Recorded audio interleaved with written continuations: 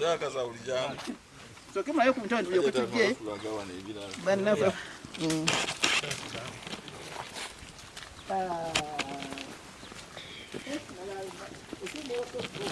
Onkutte bulungi.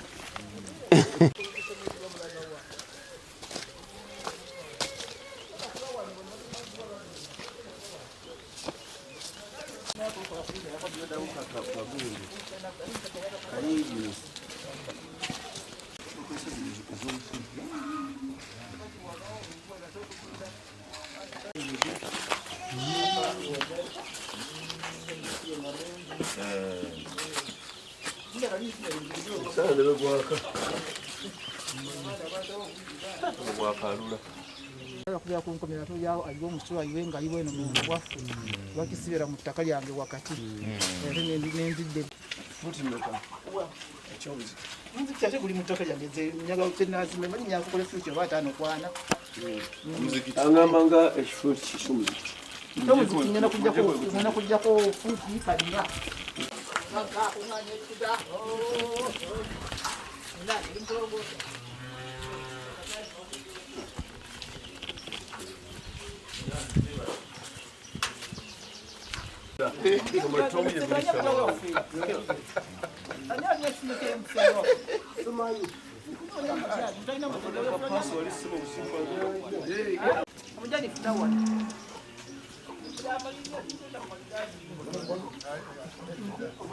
nembireka musajja nasinza nkwata nange Enungi. Labike bwamu n'amata. wewe niyimba jisina kwa amata Ngani sile kawadi ente yaliza dabana. Sigira banga. Ni jakuzala babiri. Jakuzala babiri. sokokola tuka ninzamba alda nimpa mutshedi yala yamba ngenda njogera obungamula wawo otamanolage kati awu kutulisinja olimo ngo kunene bago yali wansi neri yali wansi nzani ana galo nadde nyakuzimba omuzikiti guno nadde nyabisinga zamu mpika ko bitamu bismillah zamzam masjid mazikiti biva muntu takagenda ka wansa waye moto ya misasio ne sente kone ku moto jakubera wansi nedyongerinya bismillah zamzam ya abantu bebuza kuyonza nafuna nche wano barenga mungu wampao ya bismillah tatu kwebazaje ati okubeera nti osobodde okusiima Katonda Sheikh Abadash oyogerawo ku bugagga Allah wakuwadde teka musta mpipya yasi ngo nyumba ya Allah nebavudde mu nsi ngambulira bina kyagalada kuba nali nyakutunda ekifo kiri tembalidde mu kuzimba wano naye kiga bagira konzo wange omukyalo omuyajja manya kwogera kulungi nangamba nti kaja tinanga ne mukati mukaseba ko muziti kunga nyokeba kubanga nyabo ne sente zirabo bina kafaawo mukyala manja naddamu naga nti naye ojja kuzimba bulijjo ngobadde ozimba amayumba amalala muzikiti ojja kuzimba yangamba akagamba ako era ddayo neneva kanenga nti nteeka okuzimba muzikiti bisinga senga nkwatako wennaatuuka buli muntu ojja kumulumba mpaayo anaaba mukwano gwange ajja kumpaayo naye nga ntandiseeko nengamba kantandika ebisinga era akasente bakamulenga nti kantandika omuzikiti ngaina wayagala atunde atooleko azimbe ne baba nga atajje muntu oyo era bibagenda kugamba ekigambo kino bw'anaamala okuzimba atajja atundawo kasita omala okuzimba ate wali ojja kutundawo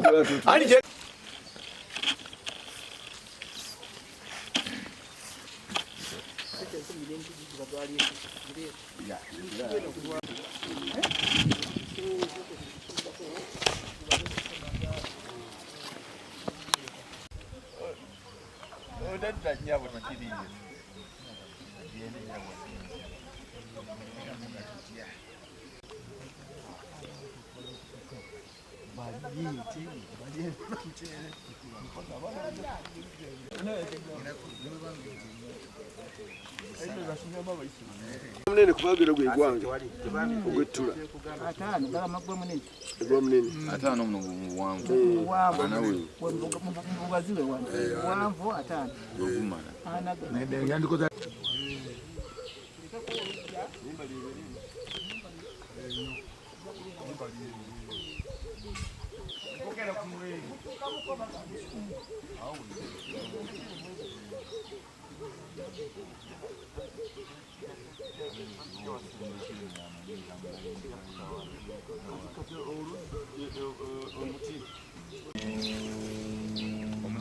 Ngenda compound ya kuyenda nja lwagwana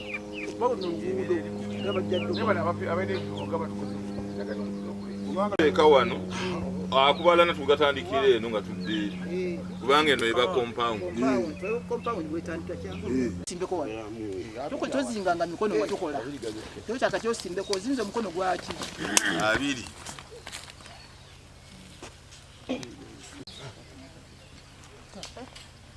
bali utawana mwagarana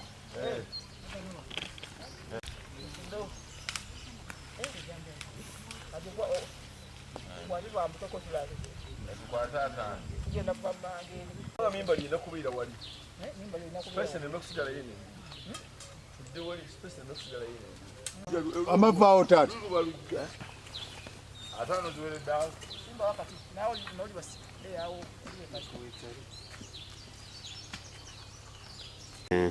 Take sing. n'ekinya bagenda kukola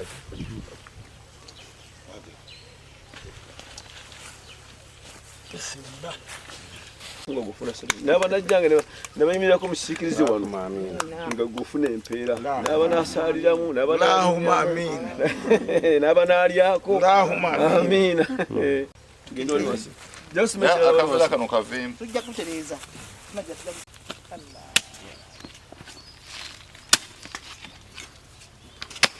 mala jagaziya oluvannyuma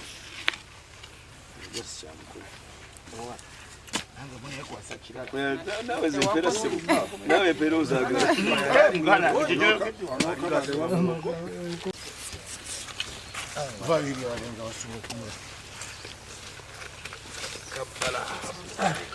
dunya wal akhira omuti guno allah gubeezeewo fenesi guwangaale abantu bagulyeko yenna abadde olwajja kyawaddeyo allah abeere nga empeera ezivaamu sadakati jaliya esigale nga emukulukutirano yonna gyalibeera nezzadde baraka tubasaddaaka eno لا فلا تدم الله إلها آخر ربنا تقبل منا إنك أنت السميع العليم وتب علينا يا مولانا إنك التواب الرحيم ربنا لا تزغ قلوبنا ربنا عليك توكلنا وإليك أنبنا وإليك المصير سبع الله تكيو مكسامو kifo kino otugenda okuzimba omuzikiti ebirungi byonna ebinaavaamu bibeerenga bidda eri hajjati nakwono awaddeyo ekifo kino ate era nga y'omu akulembere mu kuzimba omuzikiti kusaba allah akkirize okuwaayo okwo allah akuwe n'obusobozi obusobola okuzimba omuzikiti guno rabbana alayka tawakkalna wa ilayka anabna wa ilakal masir bismillahi rrahmani rrahim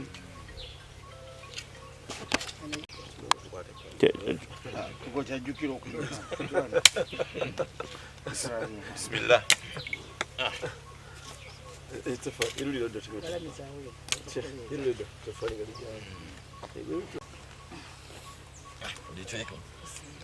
bismillah rabbana taqabbal minna innaka antas samiul alim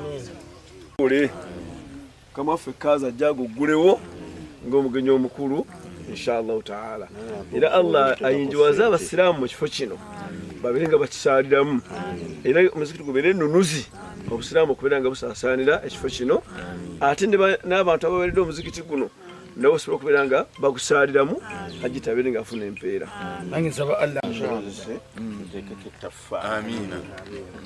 era twagala twankusa guno okukubiriza abasiraamu bonna ne bannayeseniya okutaasa ekifo kino nassaawo omuzikiti naye hajjati obanga atandise n'atema ettaffaali kamaffe kazi n'atema ettaffaali tukubiriza bannayuganda mwenna abaagaliza enkulaakulana muleete obusobozi bannabyabufuzi muleete semiiti muleete omusenyu muleete amayinja muleete bulooka ennyumba ya allah ebeere nga eggwa bulungi tuve mu byokkaayana mu kwawukana mu byenzikiriza okwawukana mu byobufuzi okwawukana n'okubolagana mu byebika naye tubeere nga buli mulimu gwonna okukolebwa nga tugubeerako ffenna nga bannayuganda ensi eno ebe n'emirembe tusobole okubeera nga tukulaakulana nga tugenda mu maaso rahimu ndi musanyufu nnyo mu mutima olw'ensonga eno gye ntandise.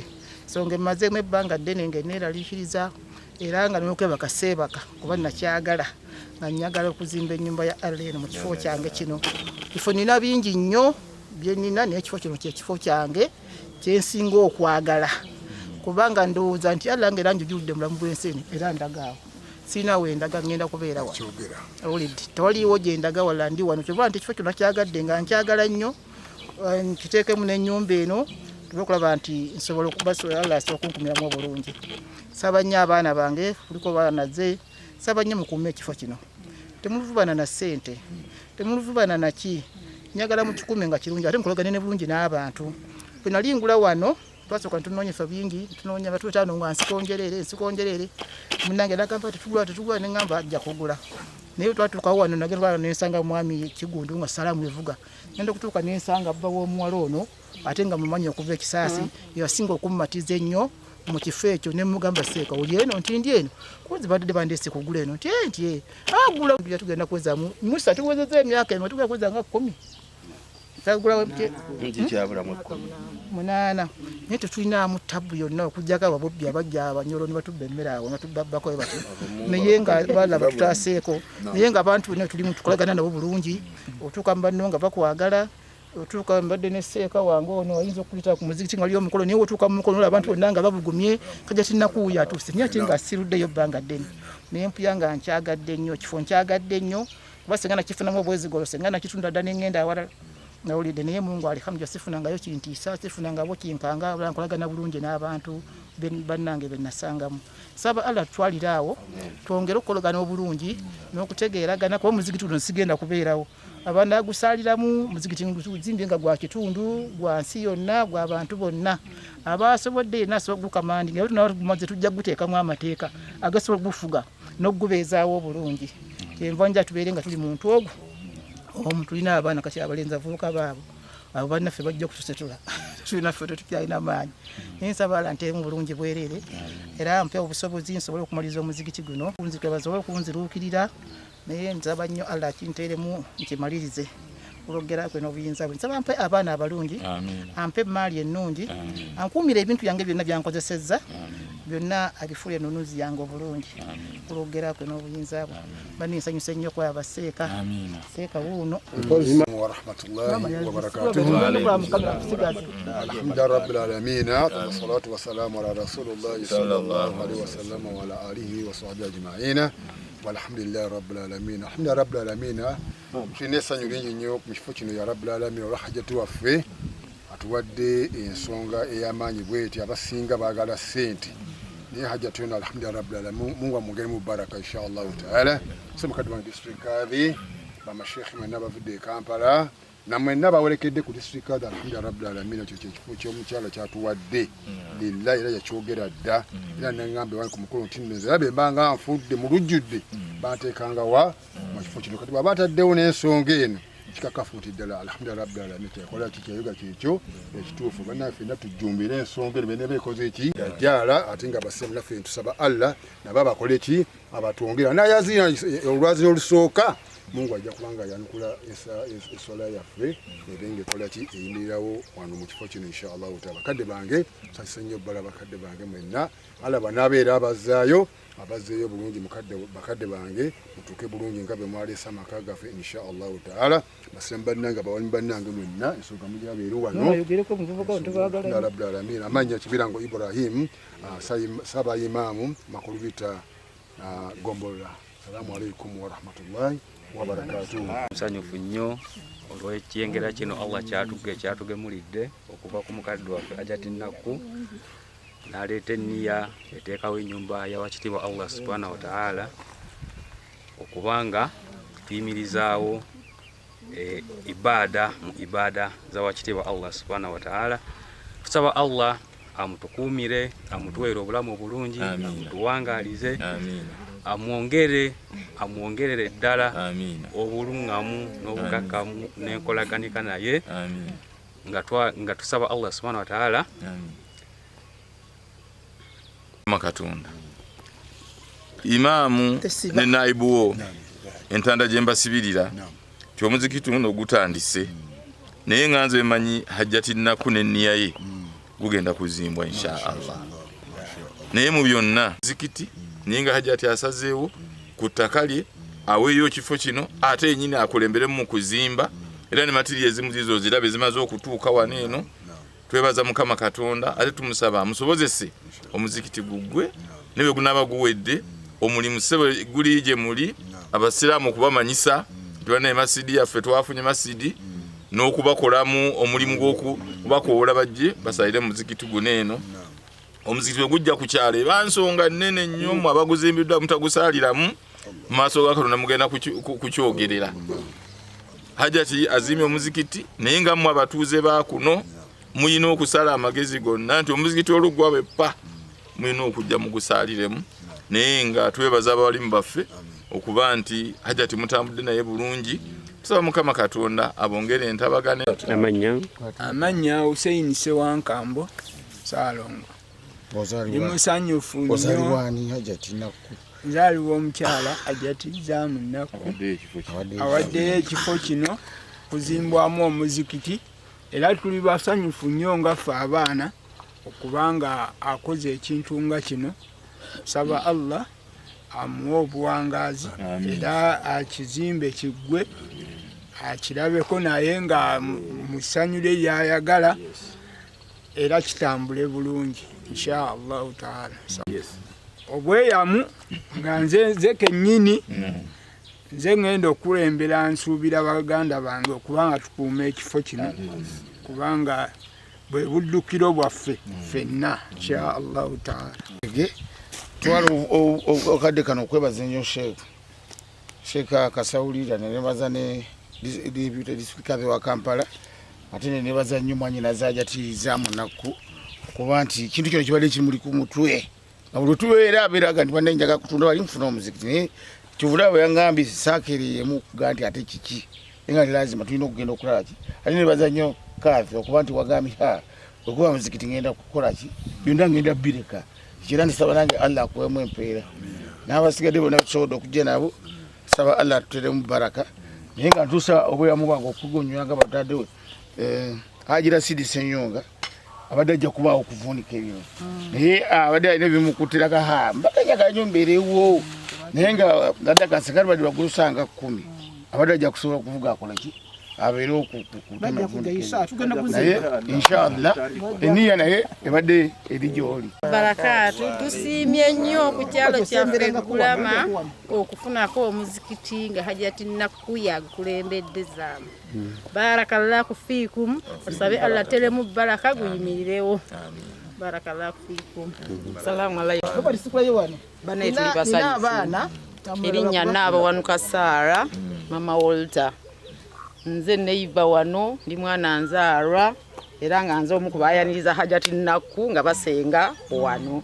Ne Hajjati tuli basanyufu olw'ekintu kino kubanga yakyogera azze akitugamba bannange yamaze ekiseera Allah akitugeredde tuli basiimu nnyo. Bonange nsanyuse nnyo. Amanya gwa Amanya gange nze Nakategiida. Nsanyuse nnyo okulaba nga Hajjati azimbe wano omuzikiti kubanga nze gwe mulaba wano nze muliraanwa abo wano ate kinkoze bulungi kubanga nebaze eyandeeta tusenge wano yali Amisi Bini Soweto naye ye yakola ki yafa munange nesigala nga ndi namwandu ate mu kiseera ekyo nali sinnaba kubanga bwendi kati nali nkyali nga kati naye nabeeraawo n'abaana bange bonna ne bakola ki bonna ne baŋŋendako wazira nasigazaawo ono n'omulala ali eyo ekasozi abaana baali 9 naye kati ninawo batya benkyatunulako naye nga Amisi yali aguzaawo ekibanja ekyo. Akati yoyo twali tujja kuno mu makage mutwatusiza omugugu bwenatumala okugula nendeeta abapakasi abantu abagenda okukola abasajja abanaakola twasula bali mmanga wali eri mwami oyo Matama yatusenze yatusuza okusooka era bwe twava ne tuzimba akawempe kaali awo akasiisira twava ne tujja tuzimba wano Tunebazizza nnyo ani oba tuwaddeyo kagamba ayinza okukatuwa. Hassan Matama. Naye tuyanza ntuyaze kuba kajja tunaludde ebbanga ng'ayogera ku muzikiti guno nga kale nga tujja ne maama barakallahu fiikum munga tuwulemu emikisa.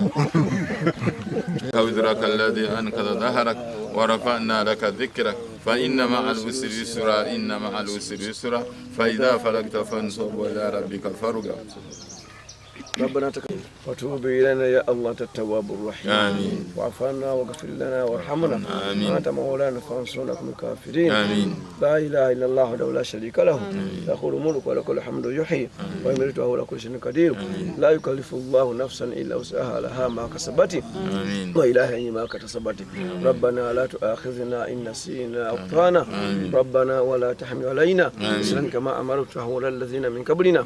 ربنا ولا تحملنا ما لا تقدر به واعف عنا واغفر لنا وارحمنا واعف عنا واغفر لنا وارحمنا واعف عنا واغفر لنا وارحمنا أنت مولانا فانصرنا على القوم الكافرين. وصل اللهم على سيدنا محمد والحمد لله رب العالمين ورحمة الله وبركاته. Amanya Sheikh Sauli Saidi president w'abayimamu mu Uganda. Nkubiriza abantu Katonda bawadde ku nsimbi okubeera nti bakoppa hajjati nnaku baberenga bawaayo bayambe ebitundu. Kati ekitundu kino kinene nnyo kupi district namba temuli muzikiti naye omukyala ngono baba avuddeyo n'awaayo naawe omulala andaba mu kitundu gy'ova mu kitundu gy'ozaalibwa mu kitundu gy'owangaalira mu kitundu gye wagula ekifo mu kitundu ky'olaba nga kirina obwetaavu beera nga oyamba obeere nga owaayo ensi ebeere nga ekulaakulana n'eddiini yaffe ebe nga egenda mu maaso. Omuzikiti bwe gubeera guleeta enkulaakulana kubanga abantu bangi abaagala okusenga mu bifo ebirimu emizikiti abantu awanayingira okusaalira okusinza Katonda we. N'olwekyo omuzikiti guleeta enkulaakulana era tukubiriza abantu abenzikiriza zonna ekifo nga kino kiba kiza kifo kya Katonda. Ffenna tukyanirize ate tukyetabemu tubeere nga ffenna tuwaayo ssente okubeera nti mulimu guno gutambula. Era nkakasa nti kifo kino kigenda kuleeta enkyukakyuka mu kifo kino kibeere nga abantu bamu bagonvu kubanga tewali ddiini eragira bikola bikyamu. Era ojja kulaba muzikiti guno nga abantu bangi n'abatali basiraamu nga gubayambako abantu babeere nga essinzizo bwe lijja mu kitundu wadde essinzizo kika ki likuma ku bantu okukola empisa embi okukola effujjo okulwana okutemula ensi nebaamu emirembe. Ekitundu nekiggwamu abantu empisa embi gamba nga ababba gamba nga abatega abantu gamba nga abakwata abakazi kubanga ekifo kibaamu obwa Katonda. Hajjati nti omulimu yagutekedde buloka yaziguze omusajja yaziguze omutayimba guze embawo yaziguze semiti wuno asitokinze entandikwa yansawo 100 n'agula amabaati 20 ng'entandikwa n'agula emitayimbwa buloka bweziri. N'olwekyo Hajjati nga batuwadde entandikwa tubeere nga twanguyirwa okubeera nga tumukwasizaako omulimu guno tugenda okuyingira Ramanzaani nga guwedde abasiraamu mu kisiibo babeere nga bajja kusaaliramu ne Idi ebeere nga esaalirwa wamu inshallah.